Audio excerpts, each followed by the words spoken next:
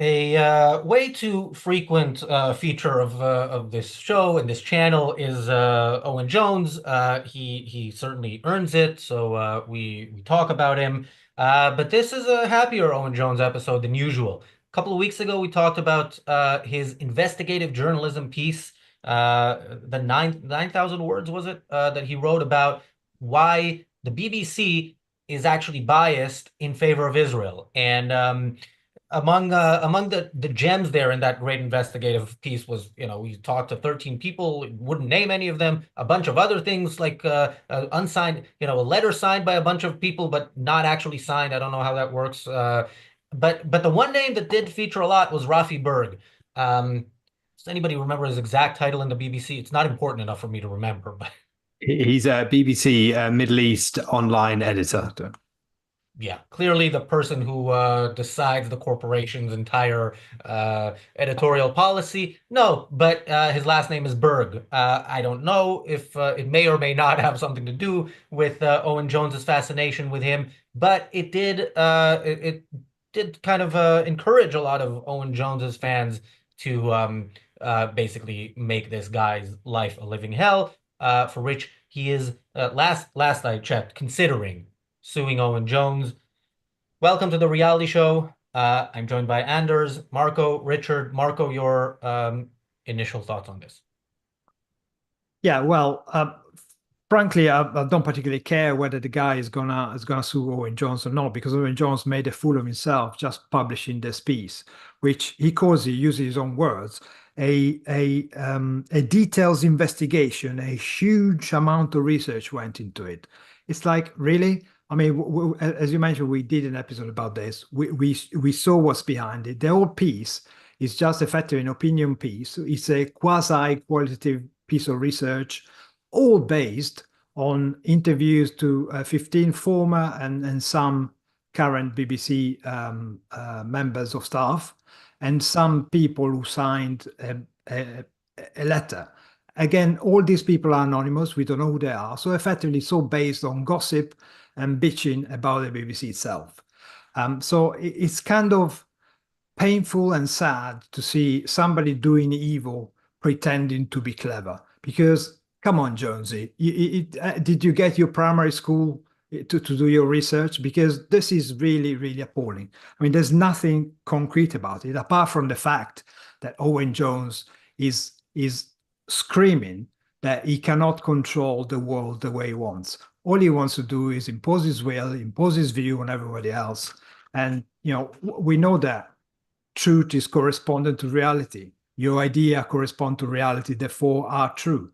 But he doesn't care about that. All he wants to promote a few words throughout there, a few words that his racist friends can use and pretend that's a reason why they've been anti-Semitic openly. That's all it is. I thought I might start by shoving in a cowardly disclaimer that none of us are legal experts and none of us are going to offer advice as to whether somebody should sue anybody else or not even Anders with his impressive looking judge's style chair that he's sitting on. But however, it is possibly worth pointing out that there are some differences between the UK and the US in terms of slander and libel laws. And just as a broad statement, there is in the UK an emphasis on the pro-reputation side of things, whereas in the US, it's more of a pro-freedom of speech side of the coin. I might get into that in a bit more detail a bit later in the episode, but it will be interesting to see how differently, if this case does play out, how differently we might assume it would play out were it in the US. Because I think those are two very different benchmarks for judging the actual, potential outcome of something like this. But of course, that won't stop us talking about the morality, the philosophy behind it, what's right and wrong objectively in terms of what's being said. And of course, the other key point, which I think I'm sure we're all going to draw out here, is about the BBC itself. And the two things can be true at the same time. The BBC's overall coverage can still be deeply anti-Israel anti-Semitic in many regards, and yet what Owen Jones is saying can clearly also be untrue as well. So we'll be able to draw that out. I'm sure we'll be able to talk about how those two Venn diagrams intersect with each other and how both things can be true, and of course how it's a pain, a deep, personal, irritating pain that we have to A, listen to Owen Jones at all, which we can choose not to do, but B, people in the UK are under the cosh of the government and the threat of all sorts of penalties, near compelled to pay for the BBC tax that funds the BBC in the first place. Well, thank you for making that disclaimer after I already expressed my desire to see Owen Jones behind bars. But yeah, that is more of an emotional rather than a legal opinion. From your judge's chair, Anders, that's also not a legal opinion, but yeah, your view on this? Yeah, I didn't bring my wig, so so nobody will mistake me for being a legal specialist here. But if Berg has legal grounds in the UK for suing, I think it's and whether that from a freedom of speech point of view is valid or not, according to what Richard mentioned, the main standard that we go by here in the US, I don't know. I think it's interesting though, and I think the whole issue deserves the pushback that hopefully Berg then will be able to initiate, and that may lead to something positive in terms of a more substantial debate in the UK and maybe spilling over here as well, because we saw from the original article and what I've been able to see online that there was a massive outpouring of support for Owen Jones and his article. So all the anti-Semites came out of the woodwork and kind of threw additional fuel on the fire, and I think that is part of why he's now considering to sue on whatever legal grounds he has. Yeah, I wanna read from this Times article about the story. The Times is considered right wing in the UK, but I never know what that means. And sometimes when I think I know what it means, I read an article in a so-called right wing newspaper, and I realize I actually don't know what it means. But anyway, this is titled "BBC Editor May Sue Owen Jones Over Israel Bias Claim." The Guardian journalist wrote an article that led Rafi Berg, the BBC's Middle East online editor, to receive death threats and anti-Semitic abuse. Come on. People watch Owen Jones. He mentions somebody, that person will receive such abuse. If you want to scroll back to my Twitter interactions with Owen Jones, that's how it goes. He knows he's sending people on somebody, and this was a whole 9,000 word attempt to send people on somebody, which was successful.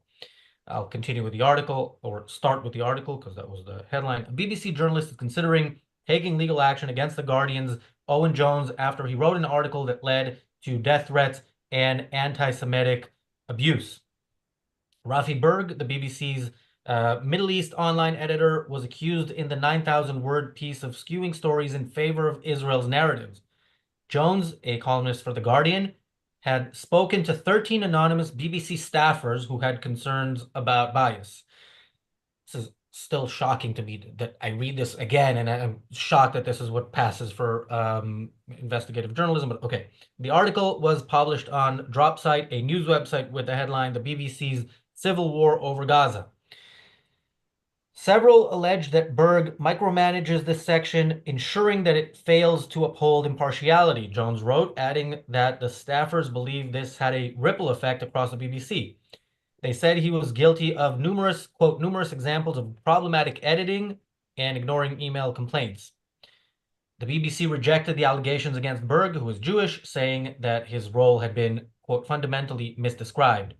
It denied the suggestion that it had taken a, quote, lenient stance towards either side in the Gaza conflict. Well, that's a lie. But we've covered that extensively. The person who actually decides how the BBC reports, Jeremy Bowen, the head of the international desk, we've covered what he said about this. But one specific thing that he said is that his job is to tell the truth, and the truth isn't always neutral. And he said this in the context of explaining why he's taking the Palestinian side. Now, that he knows the Palestinian side well enough to know that if he says the truth is on one side, that truth, if you ask any Palestinian official what they want and what they're fighting for, is the end of the state of Israel, the extermination of the Jews in Israel. And that, to Owen Jones, is too pro-Israel. Marco. Yes, too pro-Israel and too anti-mind, anti-reason. This guy is a perfect representative of a lefty, or a Trotskyist, or of somebody who wants to impose their will by force if they have to. If nobody listens to the stupid argument, the argument founded on make-believe and effectively something similar to mysticism, they will resort to force. That's why they love state so much. That's why these guys are statists by default, because if they cannot force you to see the world or accept their view, they will ask the state to point the gun at you. And what they do all the time, they will never envisage themselves being at the receiving end of the stick or in front of the gun, but they always see themselves as the people who hold the gun, or people who force their will on somebody else. They don't realize that actually, like we've seen in the past, go and protest for Palestine, but you're going to get stuff thrown at you as well. At the end of the conflict, if there is a stupid ceasefire is going to be accepted, there's going to be a period of peace. And all these people, will they go to Gaza and celebrate gay pride? Because I think they're all going to be invited to a rooftop party from which they might not come back, because they keep ignoring reality and just superimpose effectively their view of the universe, of the world, of reality. And what they do, they keep ignoring what's happened there. And they try to make us believe that what they think, how they see the world, is how we should see the world. Well, I'm sorry, I'm focused on reality. I use my mind to understand what's happened out there. So I will never believe what people like Owen Jones says.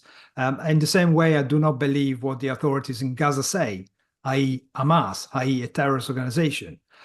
All these words, all these investigative reports, all this great research is just designed to mask their attempt to force their view. I mean, these people suffer mental health for a reason, because they hold contradiction in their head all the time. On one side, they tell you, don't be homophobic, don't be Islamophobic. And on the other side, they justify anti-Semitism in our very streets, and they promote it themselves. So how can you possibly be a balanced human being who prizes reason and a logical argument in order to make their views seen? These people are just evil, in the sense that they want to control you. And if they can't control you by their limited intellect, they will try and force you with weapons. And we've seen in the past, that's why USSR and Nazis, all these kind of people will eventually turn on their own populations. I think it's worth stressing that this long piece that Owen Jones wrote cited Rafi Berg by name multiple times within it. Essentially, it made him the arch villain of the piece. So it was very clearly pinpointed. It makes other points as well, but there's definitely this particular guy is singled out by Owen Jones. So and I think the key element when it comes to libel cases is a serious harm to reputation. That's how the UK looks at it. And in terms of the UK, the way it works roughly is that the falsehood of the defamatory statement is presumed, and the defendant, in this case Owen, would have to prove the truth of his assertion. Now that's in contrast to the US, where the whole case being done in the US, where Rafi Berg would have to prove that the defamatory statement is false, if you see what I mean. That's the key difference between the two. But in terms of how the law has moved in the UK, they have moved closer together. They used to be even further apart than they are. But that recent serious harm to reputation has actually narrowed the gap more than it was previously. So I think it would be from a bystander's point of view, an interesting case to see how it would develop. But of course, that's really getting into the weeds of these two individuals. And of course, it's very hard for us to, not being, within the newsroom itself, not seeing exactly how it works. We can only see the ultimate outcome of the product that the BBC puts out. And you don't know how many fingers have been in that pie. You don't know who's been involved or what level, or exactly its mechanism for going through in the case of each particular article. But you can see an overall trend, as I said at the beginning, of it being an anti-Israel attitude to this entire conflict. And that's brought out by things like the Trevor Assison report, which particularly was particularly thorough in citing. It looked at 4 months of the BBC's output, and it found 1,500 instances of the BBC breaking its own impartiality guidelines. And some of the things it pulled out were things like Israel was cited 14 times more than Hamas in terms of causing genocide, that Israel was cited 4 times more than Hamas when it came to calling them guilty of war crimes, that it was cited 6 times more than Hamas when it came to saying they breached international law, and that Hamas was only referred to as like a terrorist organization in like just over 3%, 3.2% of the BBC reports. Now that kind of thing gives you some real weight of evidence, because you're looking at the actual data involved behind it. And of course, that gives weight to it, which is not apparent in the analysis, that's so full of anonymized data, vague assertion, and simply doesn't back itself up with anything other than the desire that the BBC change, and that mob rule has Rafi Berg ousted, whether he's guilty or not. Yeah, the Asperson report actually went through, was an actual study which went through, and showed strong evidence that the BBC is very, very biased, and we know that. We've covered that even before that report, and we covered the report itself. And I speculated that it could be that motivated Owen Jones to say, well, we need to counterbalance it with something. And what he came up with is, I'm going to talk to 13 anonymous people who supposedly work at the BBC and may or may not exist. And then I'm going to tell you what they say, if what they say or what I imagine they say is what I want you to hear. Anders. Yeah, what I wanted to comment on. So one of the issues here, and I think Richard may have alluded to it earlier, is the fact that BBC is a public radio station, which in and of itself, any public or TV public broadcasting entity is obviously infringing on the freedom of speech, because it uses our taxpayer money to pay for certain views and programming, and whether there are impartiality ambitions involved or not, you will never be able to satisfy everyone. So here in the US, we have the Public Broadcasting Services, which is public TV, and we have National Public Radio, which is then the radio side of things. But in comparison to the size of the BBC, they're tiny. And over the last few years, they have taken significant hits to their reputation, especially since the start of the pandemic and the growth of the woke movement and so on and so forth. And more people are getting their eyes open. People who in the past thought that these two outlets were the pinnacles of objectivity in news reporting, if you like. Now, I would be curious to know, I looked up some BBC numbers, and it looks like BBC is shrinking, or at least BBC News as a share of the total market, but it's still massive.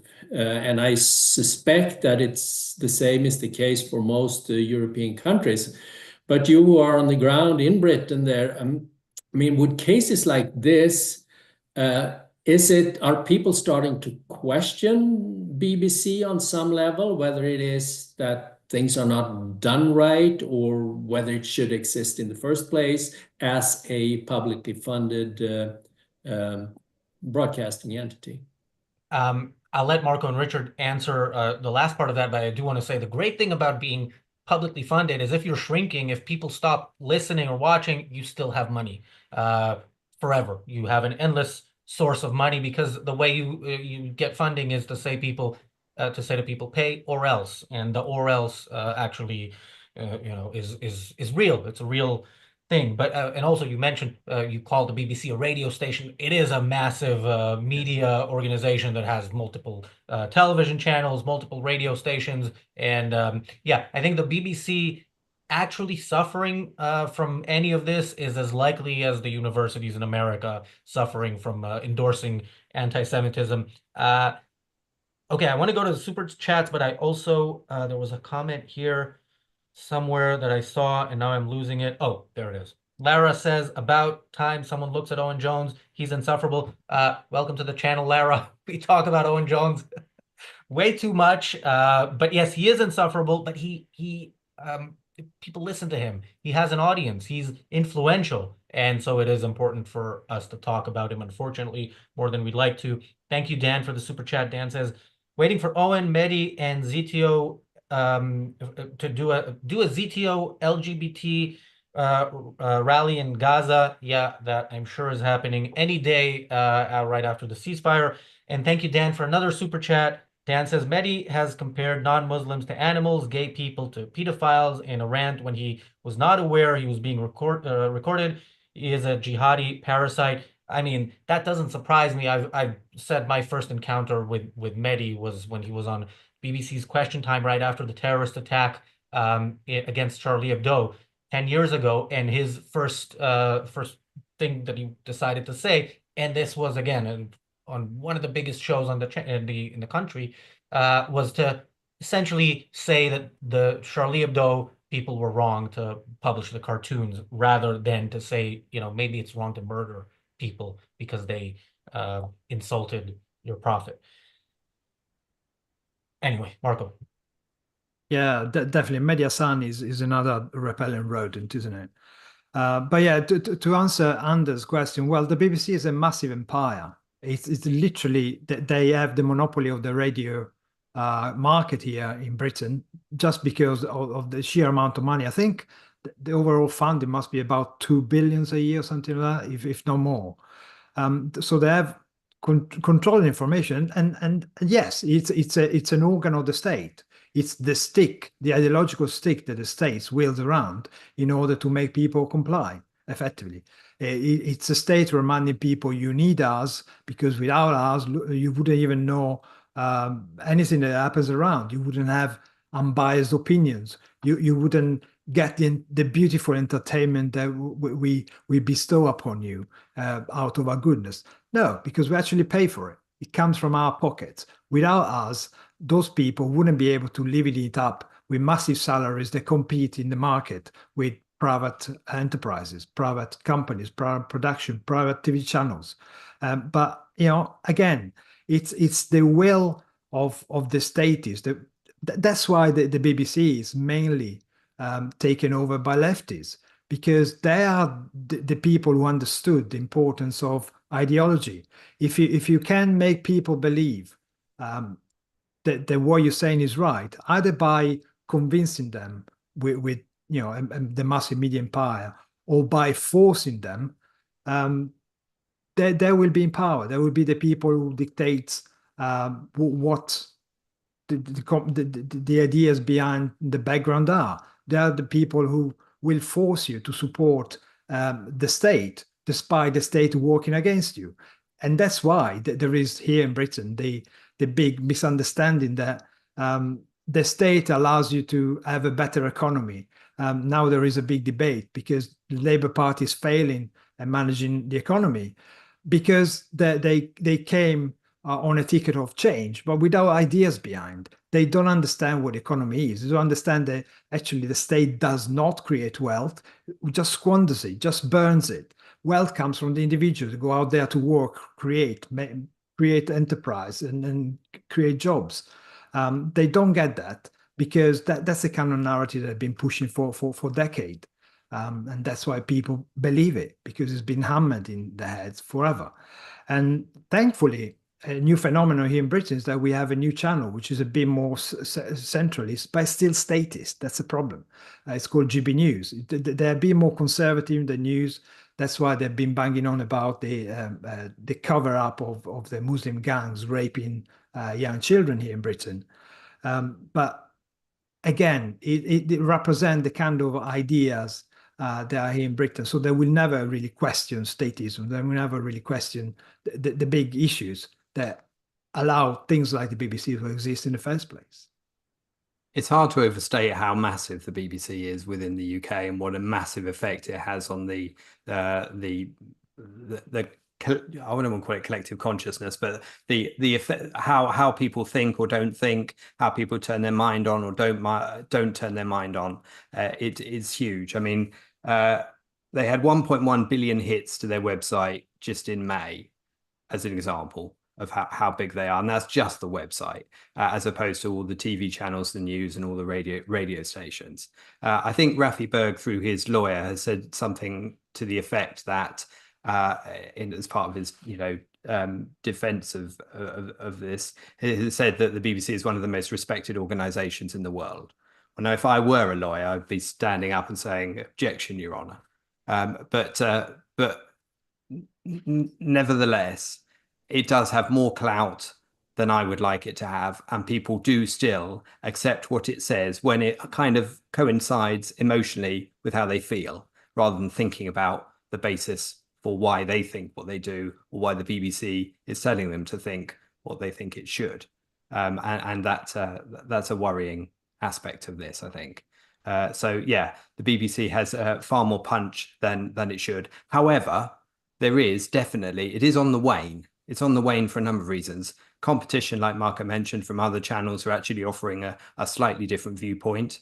And the fact that people have seen enough of their own eyes of the BBC denying reality in whatever sphere they have some interest in as an individual. They've seen the fact that they've been frankly lied to repeatedly over different areas. And so trust in the BBC relative to what it used to be is definitely lower. Now that's a good thing, but that's it's small beer in comparison to where we should be going. Yeah, as I mentioned, they can lose trust without losing money. ARCUK, on the other hand, is funded by our supporters, people who like what we do. You can get a 1-year silver membership for less than the BBC license tax, and you'll get less content than on the BBC, but I think much better content. We have a couple of super chats. I'll go to Anders, then I'll go to them, and yeah, it'll get interesting with one of the super chats. Anders. Yeah, was there a question in there? Not really. Any general thoughts? Yeah, no, I mean, thanks, Mark and Richard. I mean, it's I think for our US viewership here, it's enlightening to learn about the massive impact that the BBC has and how big it is. And me being from Sweden originally, it's a very similar situation there, I believe, with the national Swedish television and radio is occupying or still has a large market share, even though there is competition from cable, there is competition obviously now from streaming and such, and but I think it's if not only European, it's a worldwide phenomenon probably. Yeah, the problem is that the BBC, I think, was founded in 1913, and every other state, every other national TV station shaped themselves like the BBC, and they've turned exactly as a state propaganda tool all over Europe. Yeah. All right, I will read the super chats quickly. Well, actually, not that quickly, because I will also respond to one of them. Alexis, thank you for the super chat. Alexis says, as appalling as his opinions are, no one should be sued for writing opinions. All right. First of all, ARCUK members may have seen Alexis debating Bitcoin throughout Christmas on one of the WhatsApp groups. Really one of the many reasons why you should join. Yeah, now he's going to debate me. this guy is telling you what he claims is fact for the most part, and this is a 100% hit piece on an individual, or let's say close to 100% hit piece on an individual, because there's a little bit more mud being thrown around elsewhere. But this is, it's a claim to begin with that is absolutely ridiculous, and as we mentioned with the Asserson report, is debunked preemptively. And again, this is nobody knew who Rafi Berg was. I'm going to read a little bit more of the article in a bit, but nobody knew who he was. And now the people Owen Jones wanted to know and are acting upon it. So yeah, I'm not 100% sure where I stand, but this is not a clear cut, he did nothing wrong. He's just saying words. Anyway, thank you, Christian, for the super chat. Christian says, Owen Jones is a master in projecting, like every adherent of Palestinianism. Every one of those tells more about himself than about the war itself. I agree. Marco. Yeah. And Owen Jones is ultimately a coward who cannot impose he cannot argue his argument. So what he does, he unleashes the mob that he knows is out there, the mob that he knows is listening to his stupidity, and who take it as the unthinking mobs that they are. They hate for some reason. They are totally anti-Semitic. They hate the Israeli state for whatever reason, whatever happened in the childhood that made them stupid, and they follow for it. They just look for excuses to unleash their racist anti-Semitism, and Owen Jones will do. Yeah, he says things that I can rationalize to myself and make them sound intelligent, so I can go with that. And he's using them. He knows perfectly well that by saying what he's saying, by unleashing them against this guy, this guy will be in trouble. This guy will find himself having proper people trying to get him down, either physically or just emotionally, by calling him names, making himself difficult for him to live his own life freely as he should have been. So if anything else, there is some sort, you could argue, it's a kind of veiled incitement to violence that Owen Jones is indulging here. But apart from that, can you sue somebody for being stupid? Well, how many leftists would be in jail by now? I mean, it's a classic anti-Semitic trope, isn't it? That the Jews run the world and control the media, and that is the one that Owen Jones is homing in on here and repeating. And he's picking Rafi Berg to stand as his representative, and then going, go after him, lads, whether online or in person. That's the essence of really what ends up being the product of such an argument made in such a manner. It's hard to see how it would be different. And this article that he wrote for this site has been forwarded a few times by different individuals and some media organizations. To be honest, pretty few of them. So I think credit where credit's due. The reason he's had to put this out in such an unusual place instead of one of his major sources, such as The Guardian or whatever, is because they are concerned about the truth of what he's saying and the verifiable nature of it, and the fact that it could leave somebody open to being sued. So, and of course, the secondary forwarders, who are also, essentially they're part of any given mob, are pretty minor people. I mean, there's a historian I'd never heard of. There's a rapper I'd never heard of, although I'm not exactly au fait with rappers. And there was a couple of Press TV, isn't that the Iranian TV channel? Yeah, I was gonna get to that when I was gonna read that, but yeah, that's pretty amazing that it's mentioned. Press TV is mentioned, at least in the Times article, without any explanation of who it is. Yes, and it sounds so innocent, doesn't it? Sounds like, well, they've got to be an upstanding representative of journalism, haven't they, and standards with a name like that. But no, yeah, sorry if I stole your thunder. Well, I was also going to mention the rapper who I hadn't heard of until a year or two ago. I don't remember if it was post October 7th or before, when he said something about Jews. So yeah, he's also not mentioned in this article, but yeah, we'll get to that. Anders, you go ahead, and then I will continue with the article. Yeah, so that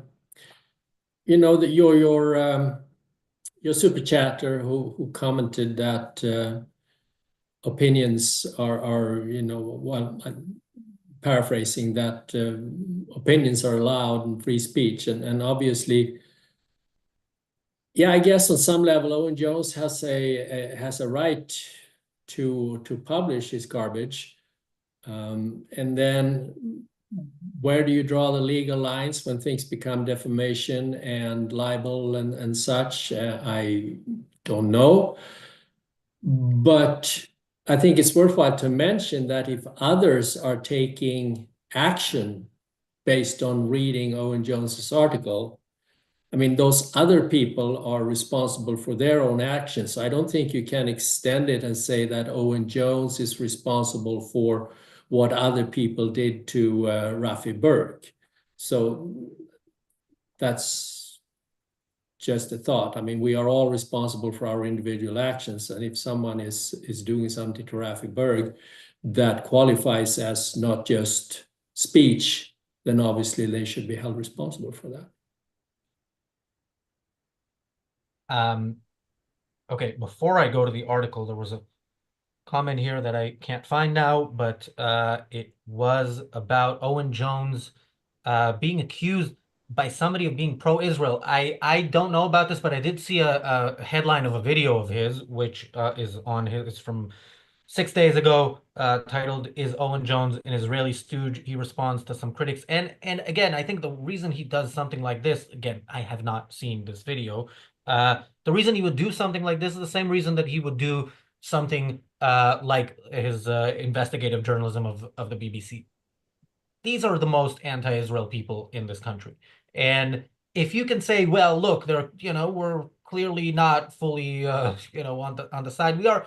Maybe it lends them some sort of credibility. Credibility is very big with these people. They're big on appeals to authority. They're the stuff that Owen Jones talks about often goes to, well, experts in the UN and experts in Amnesty International and all that stuff. So yeah, so I assume that he doesn't really he's not really debating whether or not he's too pro-Israel, but I don't know. Anyway, let's continue with the article. Yeah, so Jones's investigation was covered by news outlets, including the Canary and Press TV. The Canary, not Iranian government, but very, very left-wing.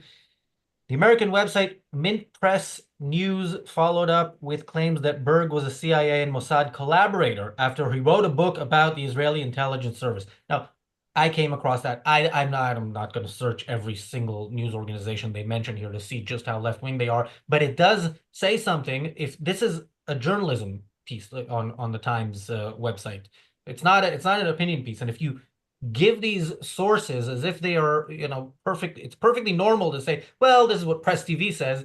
Then you are, kind of showing us a little bit of your bias. And then the articles which have been shared by the historian William Dalrymple and the rapper Low Key have led to a torrent of anti-Semitic abuse against Berg. Police are understood to be investigating the death threats. One insider said it was the worst case of targeted abuse he'd ever seen at the BBC, which, again, is not a surprise. Owen Jones has a massive audience. He went to a website which Dropsite News, which when we talked about the article, I started the show by reading the first paragraph of a different article on that website that was praising October 7th, not excusing it or praising it.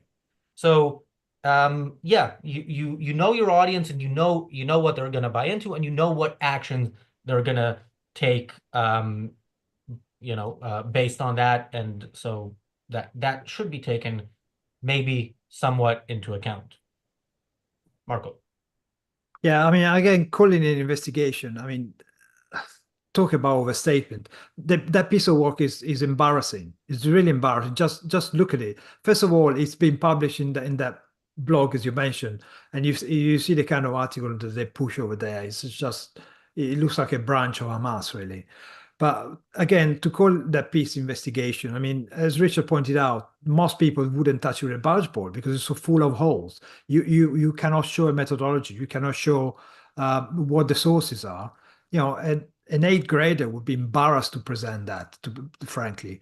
But you know, Owen Jones thinks that he can get away with it because again, it doesn't matter what the truth is. He's not interested in the truth. He's just interested in providing some words that his friends in the mob can actually use. And we see the kind of behavior from the anti-trans people. You know, J.K. Rowling has been on the receiving end of those mobs, and lots of people are being cancelled by these lefty militants who just go out there in order to destroy somebody's life and reputation, just because they want to, just because they don't agree with them, and they cannot put up an argument that convinces them or makes their point. So they just resort to violence, effectively. And then, you know, as you mentioned, they used mentioning these people and nobody's ever heard of. Even the guy is called Low Key. I mean, really, can you take him even seriously? It's called Low Key. And again, the BBC, we're supposed to think that the BBC is the kind of enterprise it used to be. It's not an enterprise, but you know, a public body that used to be when it was founded in the early 1900s.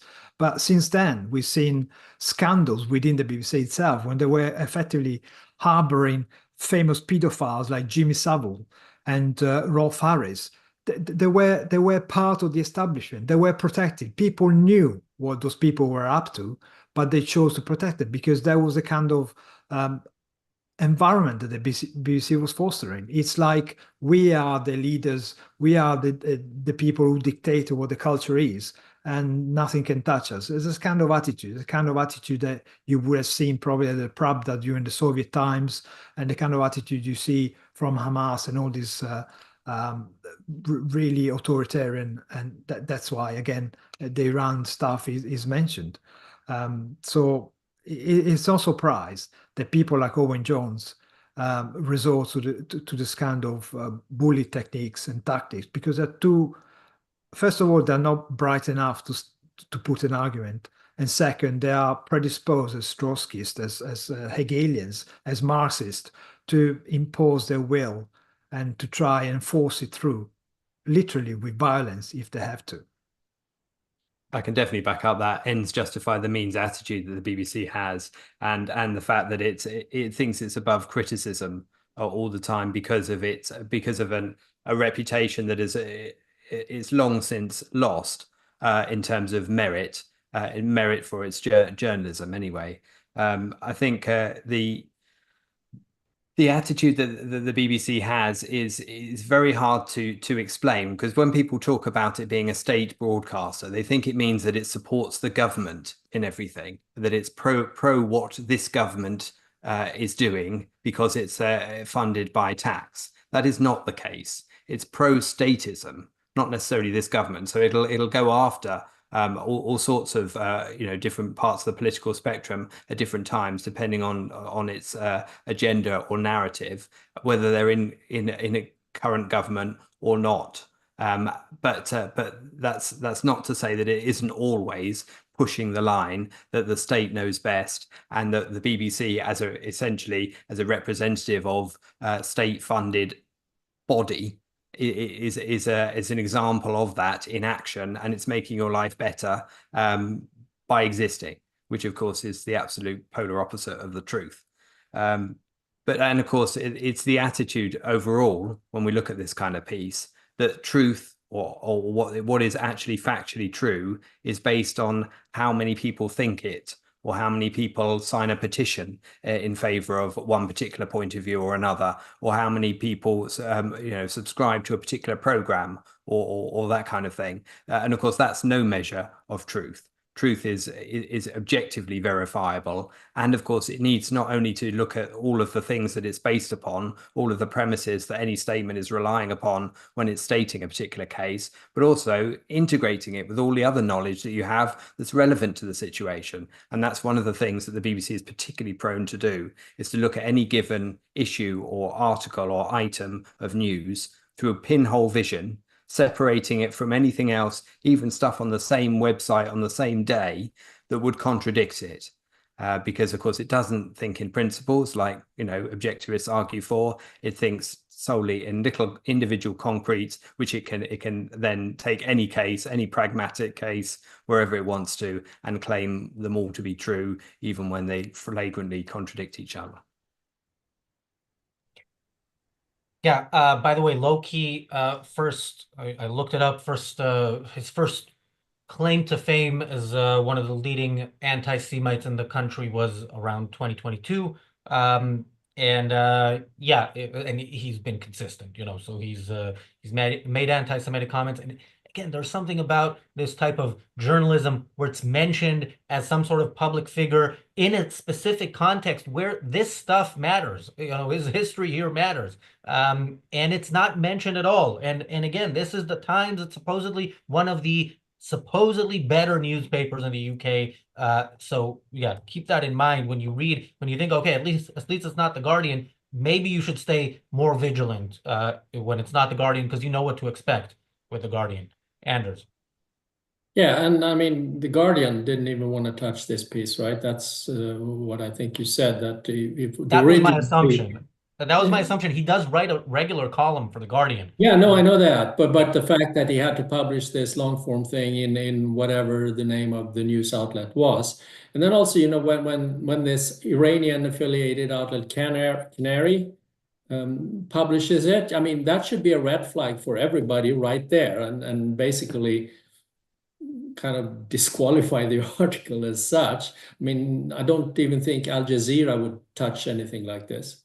Now, William Dalrymple, he is a historian of some repute. I think he's specializing in India and British colonialism in India. At least that's I've listened to him on a couple of podcasts where he has been a guest.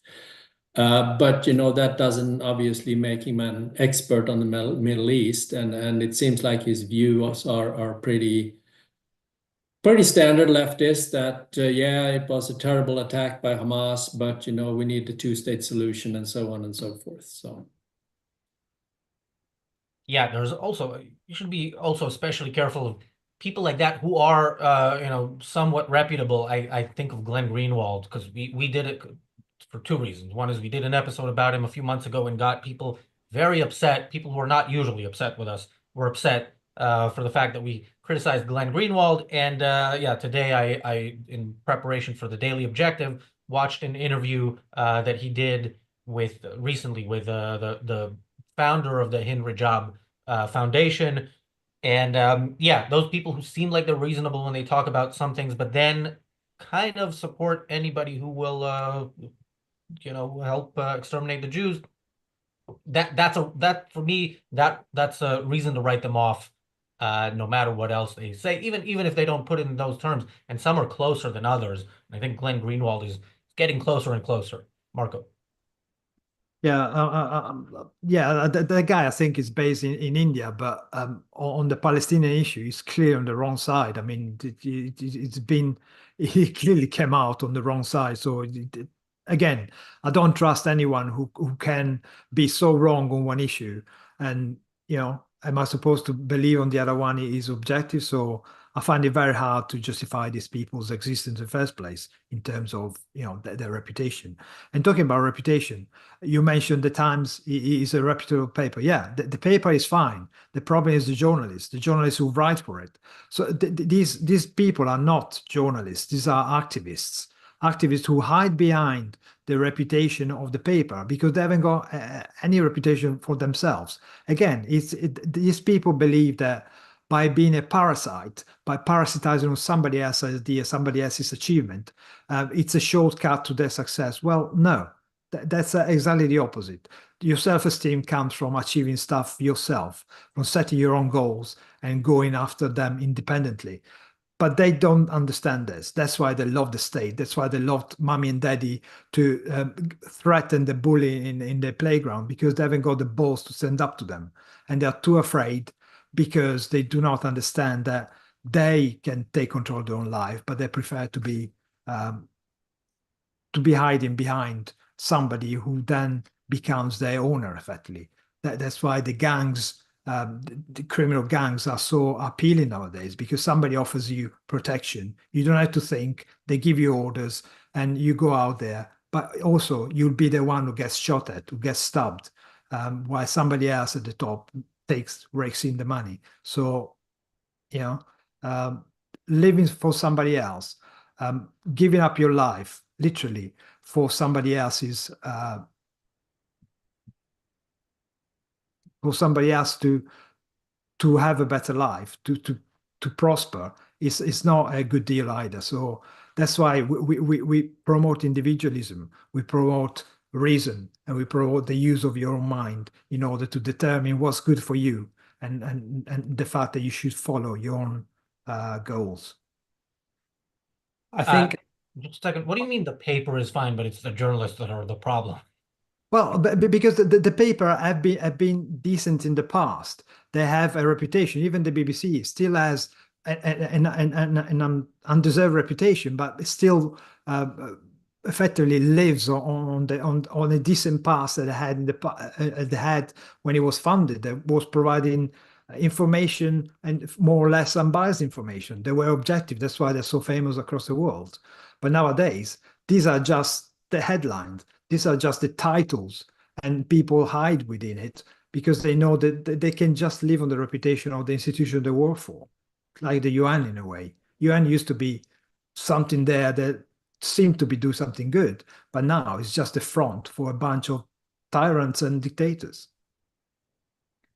And I think that there are other people in this article, let's call it that, of Owen Jones, who could potentially also join in any lawsuit, and that included the chief executive of BBC News, the description of her within a meeting where she made this supposedly, in Owen Jones's eyes, outrageous statement that the war in Israel started on October the 7th, and a lot of the other journalists obviously claim all of the stuff we've heard from the pro-Palestinian, pro-Hamas side about which attempts to justify October the 7th by the back door. So that might happen, of course. And of course, the fact you've got on the one hand these named people who work for the BBC, and on the other hand this anonymized, who are they, who can make all of these assertions without even putting their name against them on the other side. Now that is deeply unjust, and of course, in the course of any such legal case, you would assume, although I don't know the extent to which this is true, but I would certainly assume that those names would need to become apparent, and people would need to stand behind what the claims that they were making. So it could be interesting. Anders. Yeah, just a comment on the importance here of being a critical consumer of news and other information. So, I mentioned that I listened to a couple of podcasts. I think it was The Rest is History, where William Dalrymple was a guest. And I enjoyed it. He provided a lot of interesting information about British colonialism in India. And I don't know too much about that. So I thought I learned a lot. And then I realized that he's forwarding an article like this. I look him up and I see, his views on Israel and Palestine doesn't really jive with mine. And I think he's wrong. So now I'm questioning, okay, what he told me about British colonialism in India, maybe I should take that with a grain of salt. And next time I listen to him, I will be a little bit more critical, probably.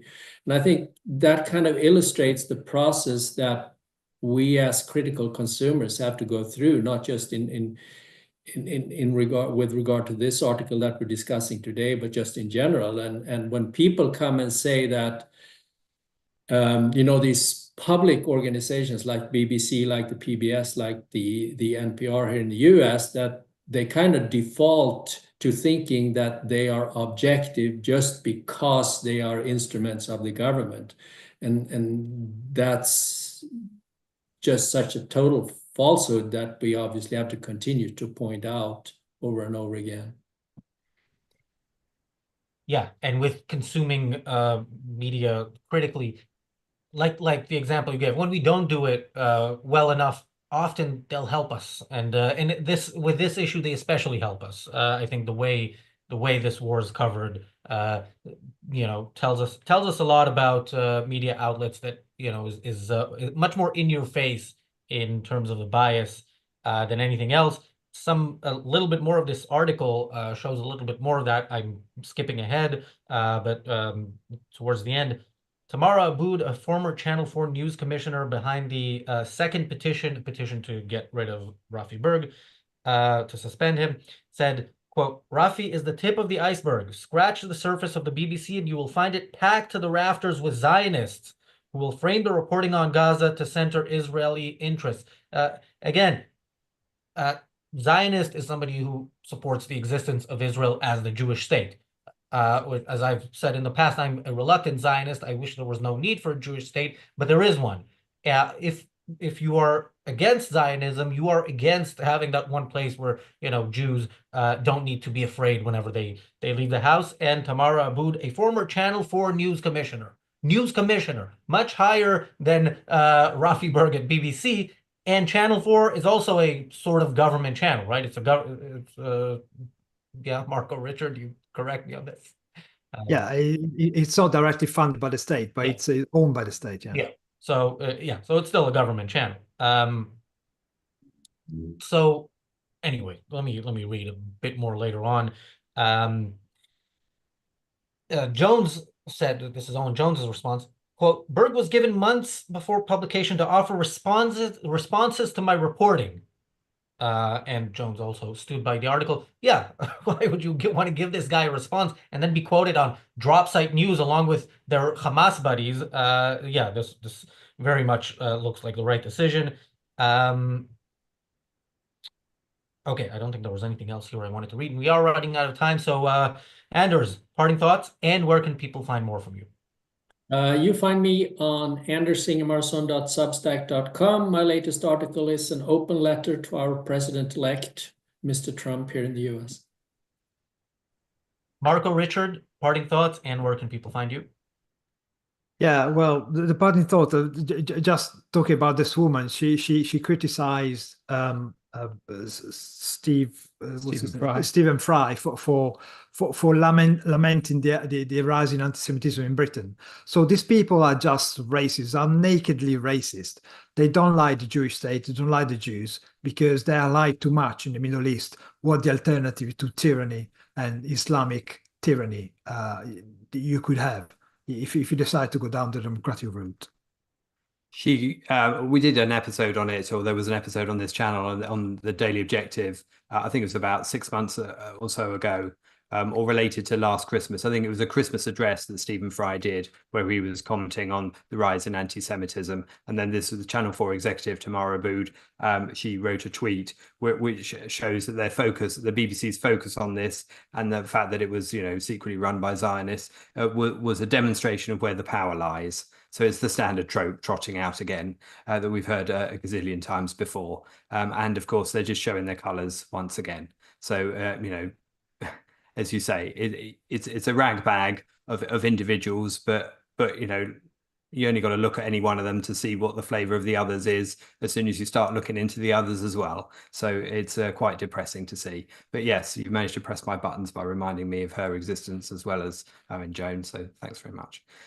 Just to comment on where you can find us, the Briefly Objective, of course, do check that out, and the Substack that we on Ayn Rand Centre UK, for which we write articles regularly.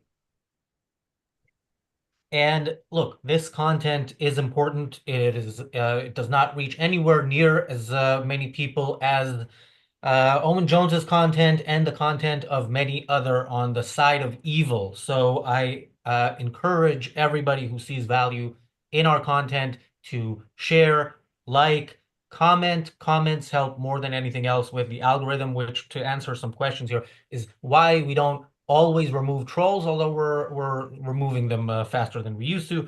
And of course, if you can afford to do so and would like to support us financially, there's a link to membership in the chat. We have some interesting stuff coming up this week. I think on Wednesday we're talking about the U.S. Possible takeover of Canada. Not takeover, but yeah, we will talk about that. And what else are we talking about this week? Oh, we're talking about Mark Zuckerberg's new toxic masculinity transformation. And tomorrow we're going to talk about the Daily Wire. The Daily Wire specifically with the whole Brett, what's her last name? Story.